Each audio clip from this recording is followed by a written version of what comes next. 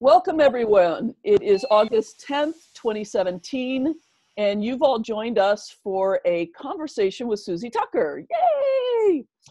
Who is one of our keynoters at the upcoming conference in Virginia Beach this October. My name is Leslie Nips. I'm your host for the evening.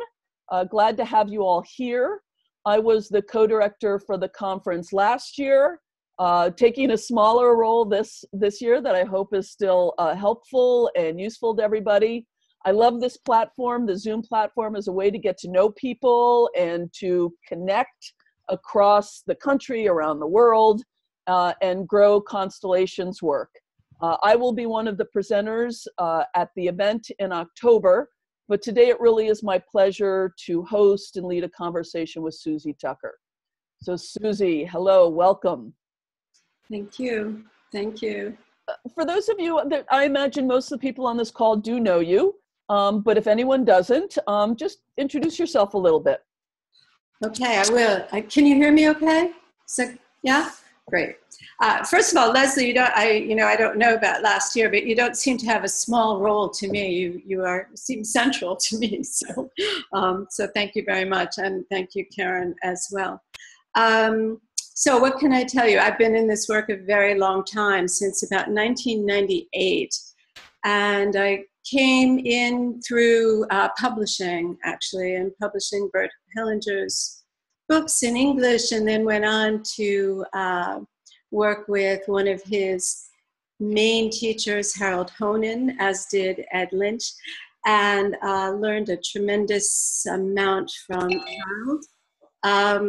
And eventually, in the early 2000s, started facilitating workshops and teaching, and have been doing that ever since. So I do a combination of courses. I teach courses, I facilitate workshops, and I write. Those are my three main things that kind of keep me balanced among them.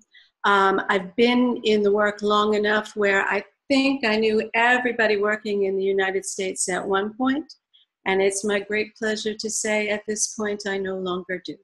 It's really an enjoyable, it's an enjoyable thing to see and to know. I have kind of loved the way the work has grown in this country. I know it's been slow to some of us who've been doing it a long time, but it feels trustworthy, feels sort of in the root system, and I happen to like that. So that's my introduction. Many people know me because I have had the great good fortune to sit next to Bert Hellinger often when he's come to the United States, and I got to ride his coattails a little bit. So I'm forever grateful for that as well. And thank you for all of the, early work. Without those people who all knew each other back then, we wouldn't be where we are now. So I think that's true. Thank you. Yeah, thank you for that. So the group is still small enough at this point in time. We're very brief, like my name, where I am, and a sentence about my connection to constellations would be really good for the group. And so what I would like to do is start out with some of the leaders here and some of the presenters who will be at the conference, but I'd like to include everyone and give some of you a heads up so you can prepare. But I would just like to start with Ed Lynch. Could you just, in a sentence or two, introduce yourself? Yeah, I'm Ed Lynch, and I came into the constellations through actually Montreal, Canada. And after a workshop up there, I heard about Susie Tucker and Bert Hellinger USA. I went down there and took the training and got to know everybody and enjoyed it. And I've stayed with it ever since. I love it. Thank you. Ed is certainly amongst those of us gathered here, another one of those elders who did the early foundational work without which the rest of us wouldn't be doing what we're doing. So thank you, Ed. Catherine, you're going to present. Could you just introduce yourself and maybe say a word about your presentation? Sure. I'm Catherine Revois. I have studied constellation work with Sarah Payton, and my workshop is titled Using Constellations to Improve Your Love Life, which is just coming to your workshop. It's kind of a sexy title to get people to come to my workshop, where I'm going to talk to you about attachment theory and all of the kind of ways that that come together between attachment theory and interpersonal neurobiology to really bring the constellation work to a real deep relational place. Great, thank you. Thank you very much. Eileen, you're going to do a presentation. You're unmuted. Oop. Oh. Now you're unmuted. Leave it alone. I'm Eileen Aurora, and it's my pleasure and total honor to be here with so many of you. I am going to be doing a presentation called Keys to Discover Music as Medicine, How Sound Work and the Field Can Deepen Community Wisdom. And it's been a pleasure to really discover this over the last 10 years. I'm a professional harpist and musician, and work with improvising within the field and sound work. So it's a really exciting place to explore, and I'm looking forward to developing it more and testing it out at the conference. Awesome, thank you, Eileen. And Eileen was one of the key volunteers last year as well. So thank you for your support of the conference. You're welcome. And then a really important person just signed on, Betsy Hostetler. Hi, everybody. Without whom we would not have a conference. Betsy, could you introduce yourself and what your relationship to the conference is, please? Yes. Hi, Leslie. Hi, Susie, everybody. I'm Betsy. I'm one of the co-directors this year with Melody Allen. And we're both so excited about the conference. We've gathered a team of people who've been working hard for about a year. Karen, very much among them. But what is coming forward, I think it's going to be really an extraordinary conference. We're all very excited about it, very pleased about it. And I think something quite powerful is going to happen there. So I'm hoping that you'll all be there and join us. Thank you. And oh, Betsy, thank you for everything you're doing. I know you're working your tush off. So thank you. And then Karen, could you introduce yourself, please? Hi, everyone. I'm Karen Carnabucci from Lancaster, Pennsylvania, and I am part of the steering committee working with Betsy and Melody to produce this year's conference. I'll also be presenting, and my topic will be how to introduce family and systemic constellations to your corner of the universe, with the idea that our world needs this, and we need to have ways to start introducing this method, not yet as well known as we would like it, method to as many people as possible. Great. Thank you, Karen. Of course. And if there's anybody else here who's a presenter that I don't know about, let me know. Some of you may be on the phone. I will again get to you in just a moment if you're on the phone. But anyone else who would like to just introduce yourself, no one's required to, just your name, where you are, a sentence about your connection to constellations. We would just like to hear from a few of you. I know Susie would too. So just raise your hand if you'd like to introduce yourself briefly. Tessa, Cecily, Kathy. And I'm just going to go through. I know Corinne just joined us. She's a presenter as well. I'm going to give her a second to settle in. But I'm just going to unmute the phones for just a second so we can find out who these folk are. 425, could you say hello? If you're 425. Is that her? I'm 425. This is Kathy Fullerton. I'm in the Seattle area and have been working with constellations for about 5 years. Wonderful. Thank you. Thank you. Good to have you on the call. Thank you. 650. Introduce yourself. Hello, this is Tatiana Gromova. Hi, Leslie. Hi, and everybody. I'm sorry, this is who? Tatiana Gromova. Tatiana. Gromova. Hello, I'm from San Jose right now. and you know me, and I'm your student, and I love Constellation, I love you, and I'm very, very excited to go to the conference and also to listen to Susie.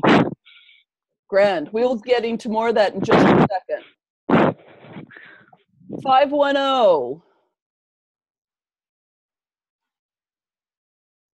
510, would you like to introduce yourself? That's my area, Oakland or... Hi, my name's Kate Gilbert. I live in Oakland, California, and I've been a student of Jamie and Peter Faust for 2 years. I'm very happy to come to the Constellation work and to the conference and to today's participation. Thanks. Great. We're going to have Jamie and Peter on in a few weeks, so make sure you come on back for that. Great. And 805. Thank you. Hi, I'm Leslie Weinstock, and I do constellation work in Santa Barbara, California. Thanks, I'm a Leslie. Good to hear from facilitator. you again. Thanks. And Corinne, you're going to present. Why don't you say a word about what you're going to be presenting at the conference? Yes, I will. My name is Karin Dremel, Karin Dremel, as you wish. I live in Boulder. I am from Germany. And I will be presenting on using constellation work in private practice with a technique or a way of doing this that I developed with paper cups. Ooh, another one I want to go to. That sounds like fun. Awesome. Okay, thank you. Good to see you. Good to see you. Raise your hand if you would like to just quickly introduce yourself. There's a few others of you here. Phyllis, Cecily, you're not required to. But, okay, we will leap into the work with Susie then. I think they're raising their hands, oh, actually. Sorry, Tessa, yes. Tessa sorry. and Phyllis. Tessa, go ahead. Hi, I'm Tessa. I'm originally from Scotland. Did I just come online or did you hear me? We can hear you. I'm originally from Scotland, but I live in Newfoundland now for quite a long time. And I've been...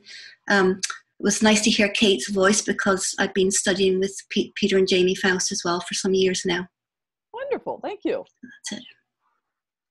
And Phyllis. Hi, there you go. Can you hear me? Yeah, I had to unmute my phone as well. I have 9 dogs around me, so I keep my phone muted to protect all of you. I'm a close friend of Susie's. I live in Redding, Connecticut. So I'm a close friend and neighbor of Susie's, and very happy and excited to be here and hear what she has to say. Awesome. Thank you. I did my first constellation probably, I don't know, what was it, Susie? 10 years ago, I think. Probably, yeah. Thank you. Thank you for being here. Thank you. So Susie, let me just start out with this question, which is really curious. I've been asking all of the presenters this. What to you seems like the thing that you're most chewing on or interested in seems most relevant or up in constellations in today's world? What is it that seems most important or interesting to you now? Oh, that's nice. I don't know. Well, first of all, I would say that one of the things that I really get great joy from is listening to what everybody is presenting on, because the sense that the work goes into all of these different parts of the jigsaw puzzle that is our world is very important. The idea that folks are going out into different aspects, reaching out to different people, that to me just makes me very, very happy. And I think that that is connected to what's up for me in the sense of it being a very anxious moment, and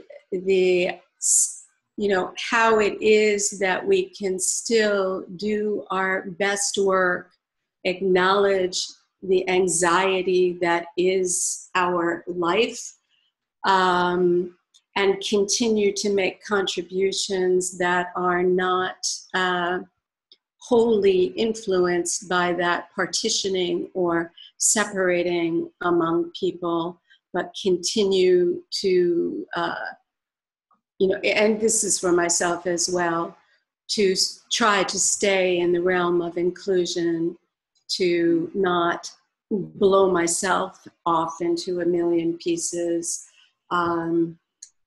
It really is I think actually, it tells me something about the veracity of the work and the beauty of the work, that I feel as calm as I do, in a sense, and that it's not so difficult. It's difficult, but it's not so it's not impossible, let me say that, to find the place where I can meet people and events with some level of creativity and love, and sense of horizon. And if there was one way in which constellations could actually concretely contribute to improving our current situation that you referred to there, I'm wondering, I mean, I could come up with an answer to that, but I'm curious about what you think constellations might be able to contribute to. One of the things I love about Betsy's work and what everyone's done with this conference is the conference theme, which is bridging the divide, which I think in many ways is our current moment. Like, the divides are so much of a part of how we understand ourselves right now. So is there some way that you could imagine constellations being part of bridging that divide, actually being concretely useful in our current situation? I hope I answer the question in the spirit that you ask it. I never actually thought I would ever quote Bill Nye the Science Guy, but I heard an interview with him that really struck a chord with me, because what he said, he was actually specifically speaking to climate change, but I think it is everything, is that the way to work with what's going on is on all fronts at all times. So concretely, my work tends to be small and then reach out. My sense is that if I and the people who are charged with or take on the responsibility of accompanying others through difficult times can stay anchored and hopeful and really in the force of love, not so much sentimental love, but the force of love, that has meaning. That absolutely has meaning. For myself, I would say there's a lot about voice. There's a lot about really learning it, and I keep learning it over and over again. And in this moment, it feels really salient to have a voice that is not merely in opposition to other voices, but to allow a creative voice to emerge. And when I watch my students and I watch other facilitators, and I stand on a team of very divergent voices, to experience that really gives me great hope. It really gives me great hope that as soon as I start to see myself in opposition to, I actually become less potent, slightly more dangerous, and I see how that works all over the place, and I have a sense of, this is what I need to do. This is what we need to do. So with reference to that, thank you, that's so beautifully said. What are you hoping to bring to the conference? Could you give us a little bit of an expanded sense of what it is you're hoping to do at the conference? Yeah, I sort of two things. One is this old voice in a way, I think that my sense of the work over time is an optimistic sense, because I've been in it long enough to see it really steadily grow.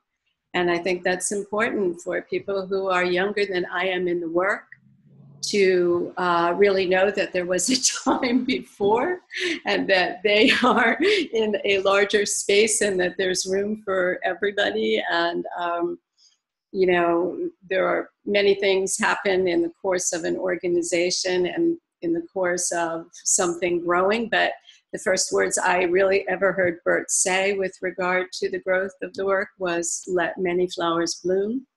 And I really see that happening. So that's one aspect. And then the workshop itself is really around what feels to me as though it is an important piece in terms of when folks go sort of back to heal those splits personally and in communities. The next question really is around creativity and generativity, and that's where my attention is. And that's where the attention of my workshop is, to allow people to make contact with their capacity to create, to contribute, to generate. Could you say a word or two more about that? You make me really curious with that. Is it the plan in the workshop that you're going to help people through some process get in touch with their creativity? Say more about that. Yeah, I would say to get in touch with their capacity to contribute. So, you know, I have a sense, I've worked with hundreds of people personally and in groups, and there is a habit, and it's a habit that we are greatly encouraged to keep, to stay with our complaint, to stay with diagnosis, to stay with all of that stuff. It's all very important. It's all very important. And, you know, I think that there is something after the threshold, which is also important. Otherwise, people turn back.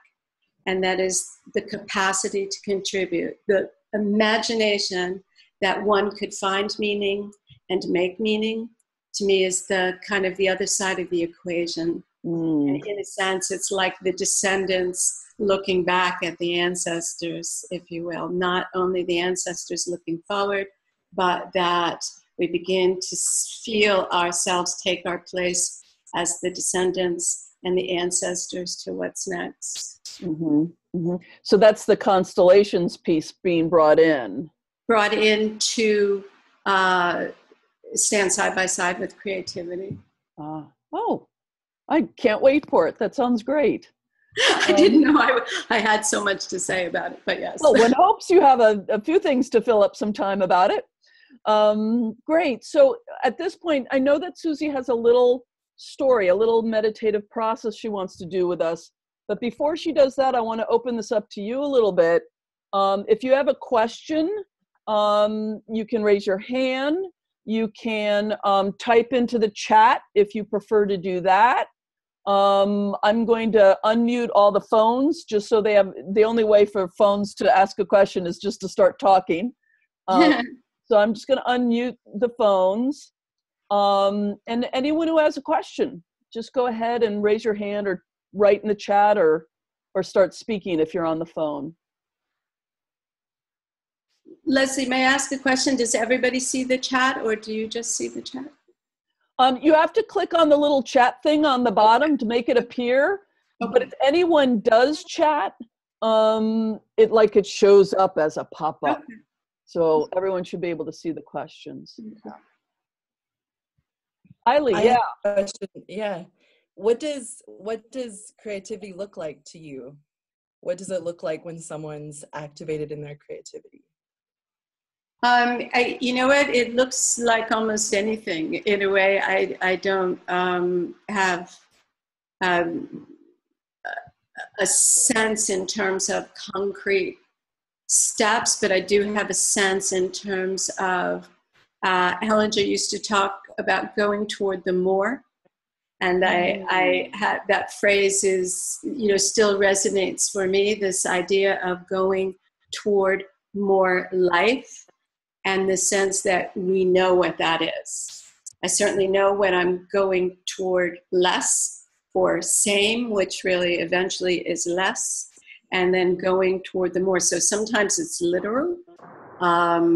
You know, I, about 5 years ago, started to walk my talk around writing, so it has a literal quality sometimes.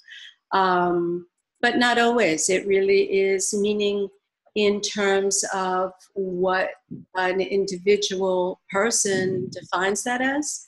But I think going toward the more is a good image, is a really good image. I love that. I remember a teacher from many years ago saying that hope is the grace desire for the more. It's beautiful. That's, so that, that's beautiful. there's some coming together there. That's really nice. Thank you. Beautiful. Another question from anybody? Good question. Thank you, Eiley. Thank you, Eiley. You can raise your hand, or if we're on the phone, you can just speak or type something into the chat if you prefer.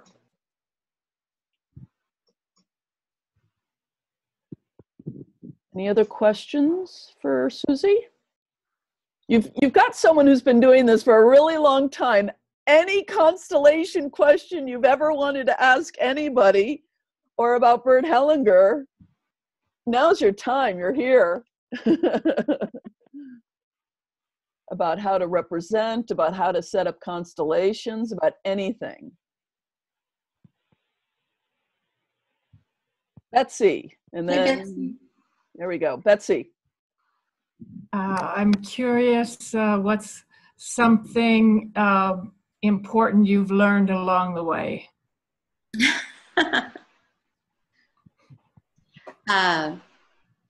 What a relief it is to take responsibility. Wow. It's the single most important thing I've learned along the way, that I have the capacity to, and that it actually is the thing that offers me the greatest relief from stress. I didn't realize I could, I think. Great question, Betsy. Thank you. Wow. Catherine, you had your hand up. Yes. Susie, I'm curious about, you've been around for such a beautiful amount of time, and I noticed that some people bring other parts of themselves into this work. And maybe in the beginning, and I don't really know as much of the history as most of you do, but maybe in the beginning, the work through Hellinger was very kind of specific, and it's done this way. And now it seems to be really opening to other people bringing things. And is that what you mean by many flowers growing? Yeah, yes, that's one thing I mean, for sure. And also I think the longer you do the work, the more of yourself you almost have to bring.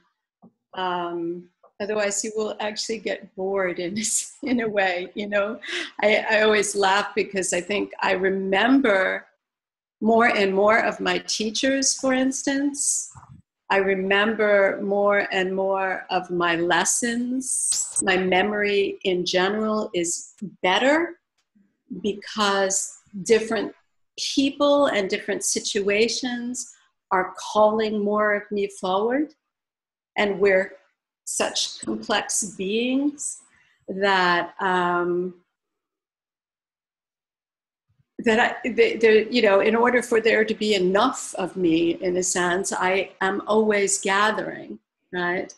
So there is for sure that aspect of it. I think that, Bert in the beginning was very careful, primarily about not being pigeonholed in a way. He didn't want to be seen as a therapist or as a priest. And so he was careful, I guess is the word I would use. But of course, Bert doesn't look like Bert anymore because he has kept going, right? So I think that invitation really is, it's irresistible if you keep doing the work, I think. people,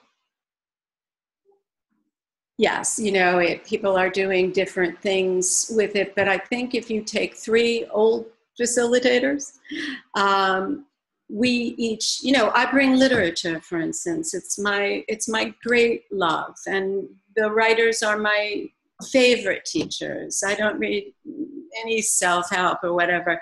I love literature, so they're like always with me, I always say that my dance teacher was very important. I don't think I could get up across the room in one piece if it weren't for my modern dance teacher when I was 14 years old.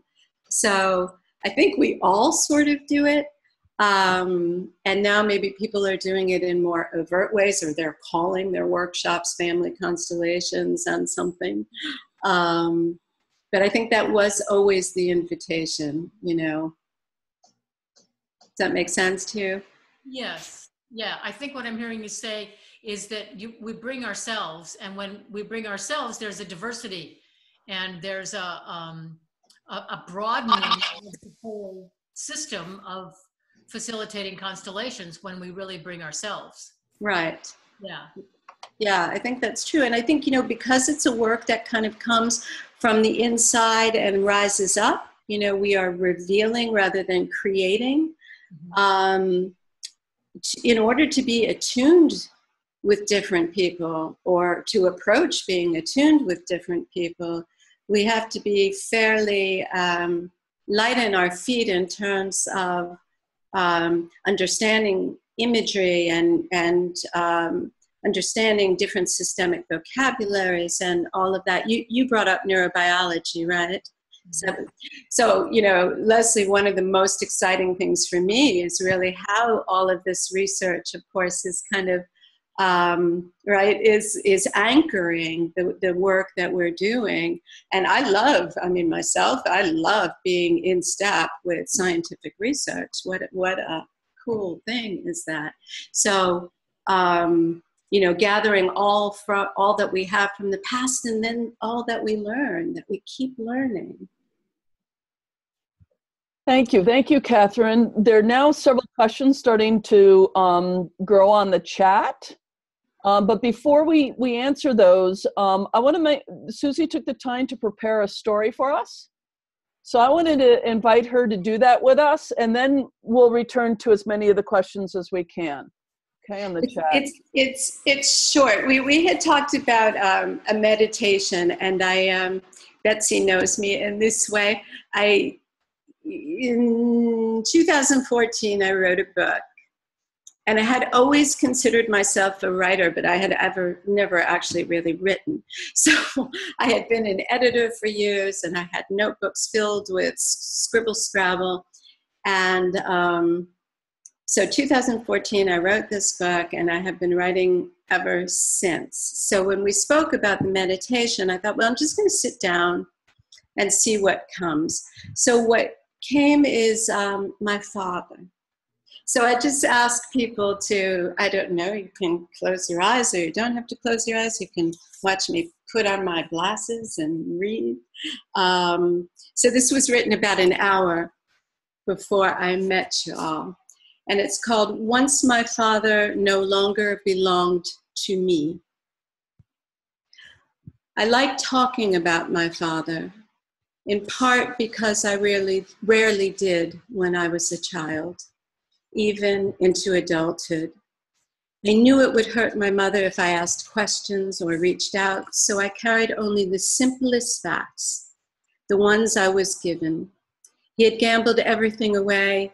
He had hidden himself, kept secrets, lied by omission, forgotten the past, refused the present. He was a bad father. Fast forward to 1998. I am a long-time adult by now, just about to discover family constellations and the man who assembled the work, Bert Hellinger. I'm an editor and a publisher with many years in the behavioral sciences. Bert's view immediately sparks my interest, more of a lens than a strategy. And over the next years, I learn more and more of this experiential understanding. Over time, I begin to reconsider the narrowness of my relationship with my father, now my father's memory. I have some sense that being settled into this constricted image is a disservice to him and to me. It is incremental and slow on one level and lightning fast on another. There was a moment, the culmination of hundreds, of course, that a veil suddenly dropped, the details of my narrative becoming loosened and then dislodged. It was an image sprouting wings in the place where a static story had been. I saw my father on 14th Street, a little Hungarian Jewish boy living with his mother and father and aunts and uncles. His parents had come to the United States to be safe, to find the better. I saw him growing up, the pressure, fear, the separation from his country. Then I watched as he reinvented himself, charismatic, funny, quick. He wanted to belong to this new world, and so he forgot them, his parents, their struggles, their identity, the lineage. And I noticed something more. Those who stood behind him in Hungary, back and back and back, were at peace even as he turned away. They were praying for him to go forward, forgiving him for faltering, relieved when he got up. I saw them taking care of him without question, easy with his humanity as they had come to know their own. In my mind's eye, he withdrew from the present as it had lived inside this little girl for so long. He raised his head to look at me and my older brother. He still did not know what to do, but he looked. That is all I really ever wanted. And they too, his people, my people, back and back and back, could see over my father's shoulders to look upon his children, their children, upon me and my brother. This is the image in my heart now. As they take care of him, they also take care of me, praying as I go forward, forgiving me for faltering, relieved every time I get up. He with them, more and more at peace as I show myself, not as afraid of exposure, of having a voice, of being found. And in this, I have my father now.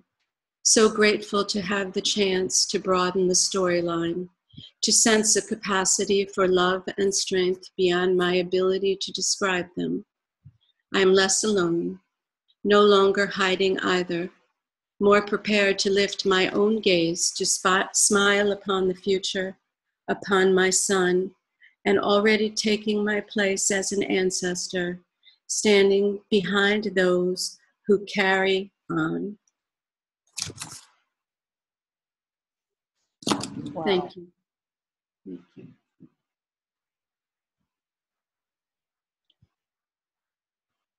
I'm getting a sense for how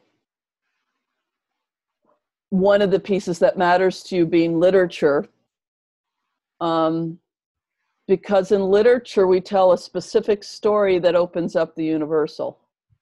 And so I know I feel more connected to my father now, and I hope other people are, or some of you are also feeling more connected to your fathers through Susie's very particular Hungarian father. Wow, thank you. Let's see if we can. I'm sorry. No, I had a nice little chat. I'm just saying thank you. Yeah, thank you, thank you. Let's see if we can get through a couple more of these questions. Corinne asked a question because she was referring to what you were saying before. Is the more a collective or an individual's creativity? And she continues, if it's aimed at collective responsibility and creativity, how do you approach that? Right, and I do think that it is, first of all, it's both, I guess would be my answer, and one is inside the other.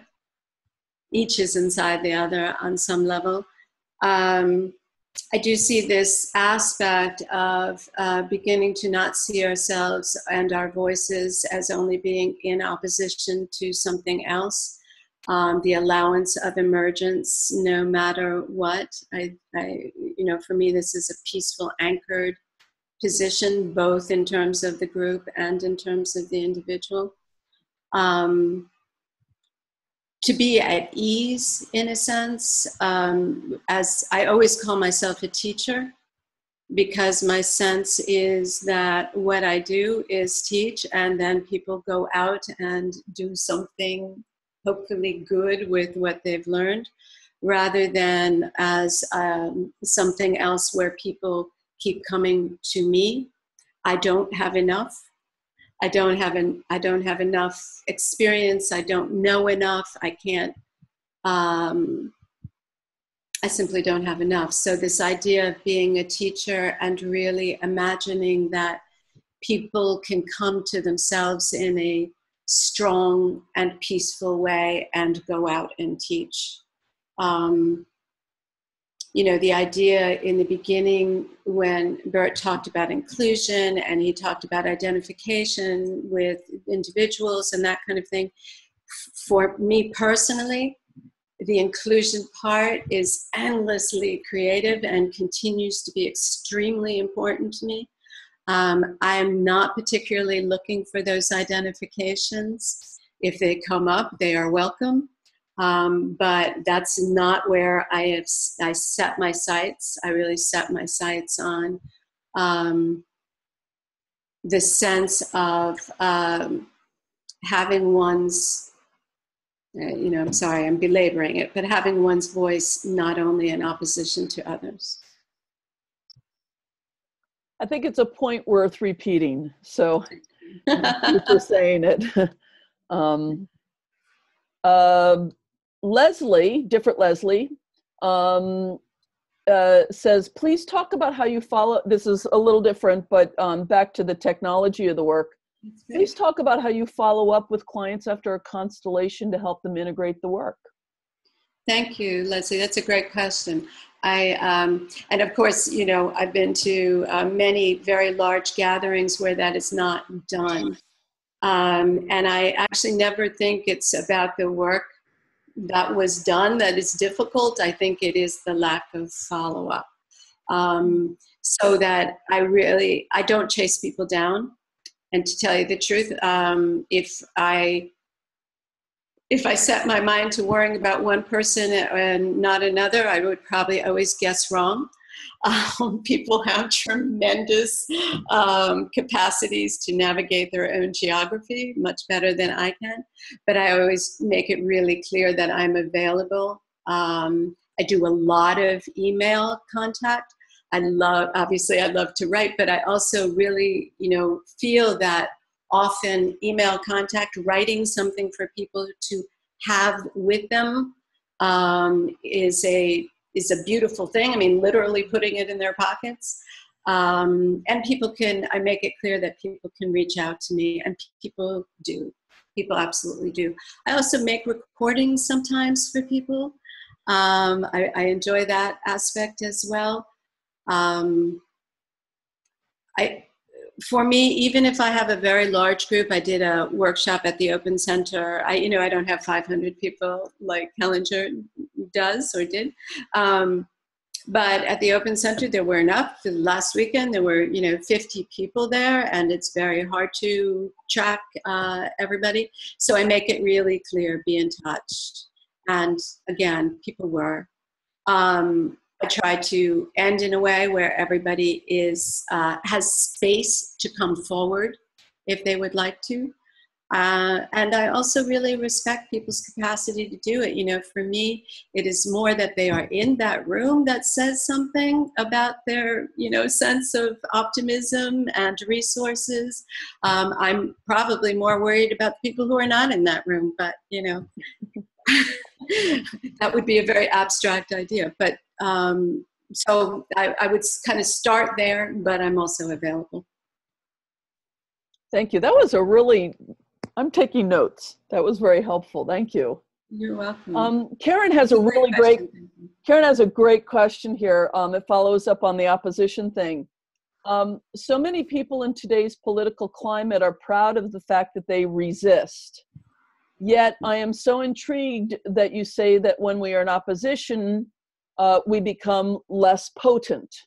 So how might we stand best in the place of power while also saying no to certain kinds of ideas and behaviors? Wow, Karen. It's a great question. It is a great question. I think it starts with not just running to the other side of the room. I mean, I actually really think it starts there, because as soon as I don't do that, or sometimes I let myself and then I don't bring it forward, right? Then I begin to make space for other ways. So I think that's the first thing. As soon as you run to the other side of the room, that's where you are, and that's what's right. So maybe I would argue with the word resist a little bit, not on a banner so much, but just in my heart. I think that the idea of being creative, if I'm going to resist something, it is that I just simply at this point will not allow that to be taken away from me. Certainly not by my right hand, right? Certainly not by me. In other words, I work hard to not get small to small or violent to violent, or right to meet things in that way. When you think about issues, and I really don't want to bring up any issue because I don't want to set people off, but I think that there is always a more creative way, and the idea of going to more is where to start with it in terms of working with things, right? So it's not so much to get this person out, whomever we're talking about, or to but to rise up around and make sure that everybody is represented, right? To not look is in part how we got to where we are right now, right? So taking responsibility feels very, very important. What did I not do? What am I continuing to not do? Who am I not looking at? But I guess really I should have shut up in the beginning and just said, as soon as you go to the other side, you're in trouble. You lose contact with the more, right? What's the circle? It's funny, I work with a lot of people who are in religious communities, and they're very devout people. And there is actually always this question in a slightly different way. I have to interact with people I really disagree with. Right? So it's funny because I'm being asked this, right? And I always say, well, what would the circle look like that would hold both of you? We know what the one looks like that holds you, and the one that holds me. What would the circle look like that holds both of us? Thank you. And I just want to acknowledge that we've just welcomed a couple of new people. We're glad that you're here, Bettina and Anne. We have been going for 50 minutes, and we're going to be ending in 10 in case for any reason the time zones got misunderstood or something. So please do, we'll be posting the recording. But we're glad you're here, and Susie's just doing a couple of more quick questions. I have two quick questions here for you, Susie, and if you were able to do it in the next few minutes, then the last 5 minutes, Karen could speak to us briefly. So one of the questions is from Cecily, sorry if I don't pronounce your name correctly. Can I do constellation work for my grown children in regards to their father's side of the family? I wonder if you could just say one more sentence about that? I will unmute you, and you can just say it out loud. Just one more sentence. It doesn't have to be. Well, I've been told that you really shouldn't work with your grown kids because they're grown now. But their father's side of the family has a lot of Hungarian stuff, war and stuff like that. And so I'm just wondering if I can do the work for them and not wait for them to be ready to do it. So I guess if I were working with you, maybe you'd write to me after this. If I were working with you, I would wonder what sort of the real question is behind it. Why can we not wait? Why? What are you looking for? Why is it not enough that you know and keep that space open for them to? You're not keeping them from the information, which is what's usually happening. Usually one parent is keeping the children from the information to protect them, right? So, and you're not doing that. So I guess I would have more questions for you. So, but I'll answer it in a really general way that I think that's true. I think that if we, as parents, now I'm speaking, or if I kind of side with one parent to investigate the other parent on behalf of the children, that actually that's a mouthful right there as a facilitator. And I would always work with the parent who comes to me, and I would always work on where is it you are standing, and are you perhaps not doing what you think you're doing. And what I love about that answer, Susie, is that you did not respond with an absolute rule about how you should never do constellations with your grown children, right?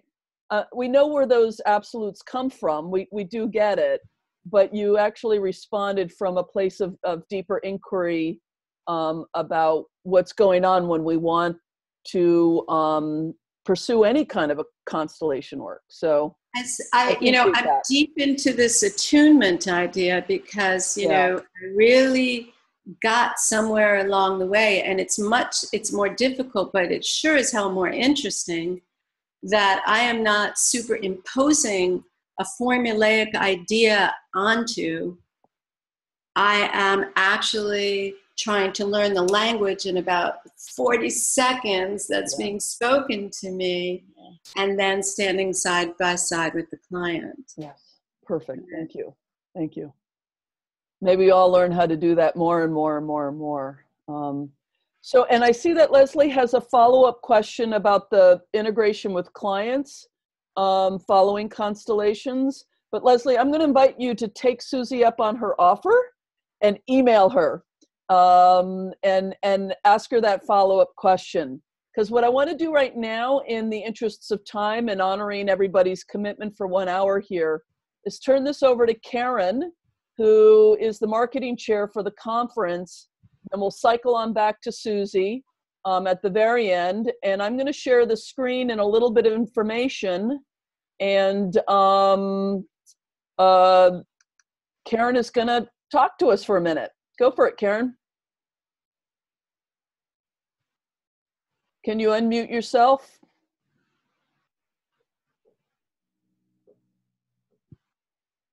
Okay.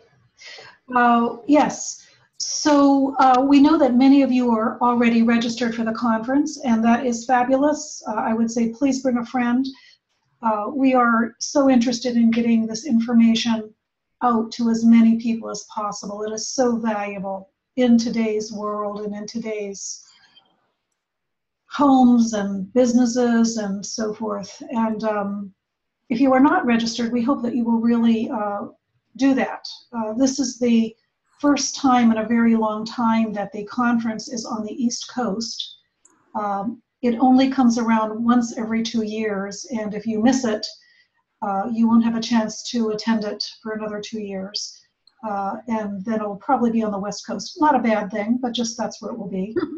The conference itself, as you can see, is October 5th to 8th. Susie is a pre-conference presenter on October 5th. And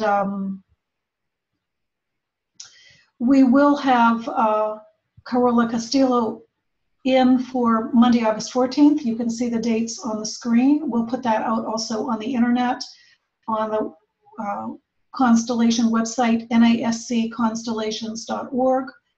And if you have questions, comments, needs of any sort, feel free to contact me. directly, I'm at realtruekaren@gmail.com, as you can see on your screen. I just hope you'll come to the conference. Every time I am around conference people or conference presenters, and I am a big fan of Susie.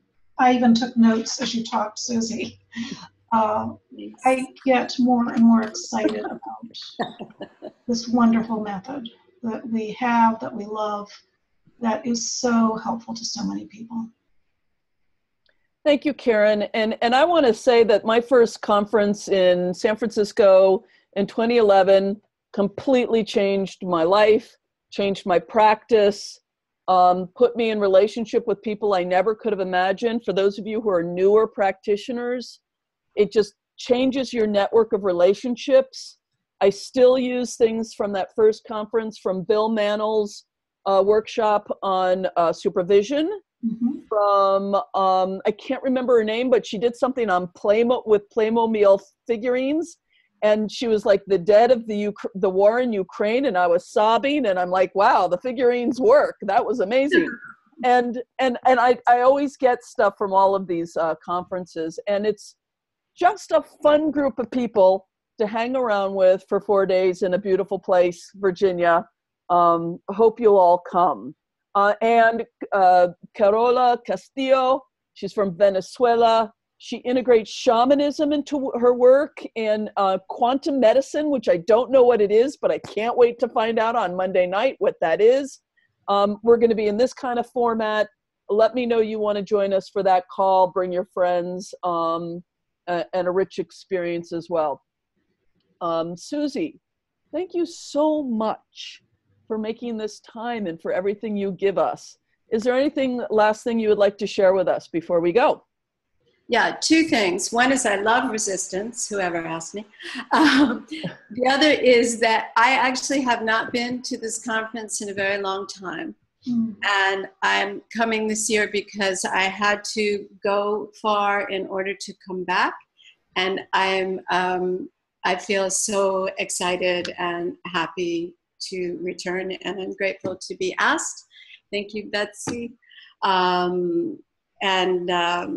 There's just something, I always use this phrase. Long ago, I came up with this phrase, connected autonomy. And this work that really feels like something we can do. We can truly be ourselves and not risk our belonging. Oh, yay.